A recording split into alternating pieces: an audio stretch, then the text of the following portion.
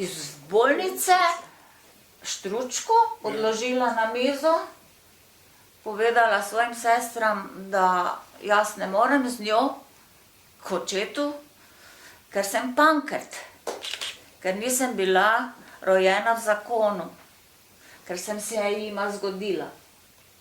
In pogoj, da ona dva ostaneta skupaj, je bil, da mama pride k njemu, se pravi k tisti hiši, brez pankrta.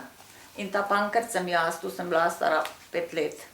Se pravi, 5 let sem živela pri tetah, dveh tetakah in babici, ki jo imenujem tukaj mami.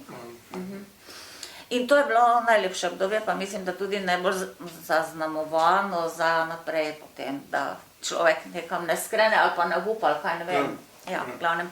Skratka, tam sem naredila prve korake, izgovorila prve besede, doživela prvi pobožljaj, pa najbrž tudi ljubezen do narave.